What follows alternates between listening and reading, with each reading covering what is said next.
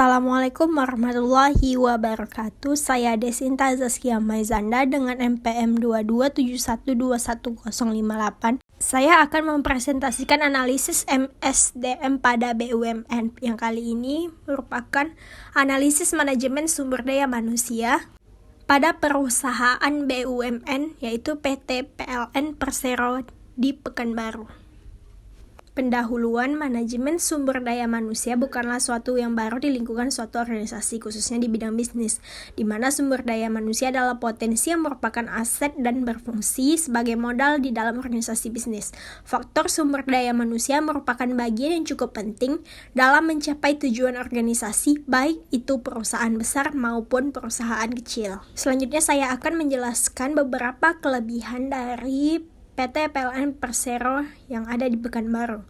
Yang pertama itu dalam faktor pendidikan yang mempunyai pengaruh terhadap pengetahuan karyawan. Untuk itu, pada PT PLN Persero Pekanbaru, mereka selalu meningkatkan pendidikan dalam rangka persiapan menghadapi kecanggihan teknologi saat ini. Kemudian pelatihan juga diadakan oleh PT PLN Persero Pekanbaru untuk mengikut sertakan pelatihan kepada karyawannya. Jikalau misalnya ada panggilan untuk pelatihan yang diadakan oleh PT PLN Persero di wilayah maupun pusat, pasti PT PLN Persero Pekanbaru mengikut sertakan karyawan-karyawannya. Kelebihan selanjutnya, PT PLN ini mempunyai kemampuan mengaplikasikan keterampilan profesi yang dimiliki secara teknis dalam penggunaan sumber daya organisasi, seperti kemampuan menerapkan keterampilan untuk meningkatkan kinerja dan mengatasi masalah-masalah yang terjadi, serta kemampuan dalam melaksanakan suatu pekerjaan menggunakan atau mengoperasionalkan teknologi komputer maupun teknologi informasi untuk menjamin peningkatan kerja dan efisien kerja. Kelebihan selanjutnya yaitu PT PLN Persero ini memiliki persepsi, komitmen, dan loyalitas yang baik terhadap perusahaan. Untuk itu, kompetensi sikap juga ditingkatkan pada manajemen PT PLN Pekanbaru ini, yaitu sikap yang menunjukkan dimensi emosional dari sikap yang berhubungan dengan perasaan, yaitu perasaan senang seperti bekerja di PT PLN Persero Pekanbaru dan selalu memberikan tindakan yang baik terhadap pekerjaan yang dijalaninya.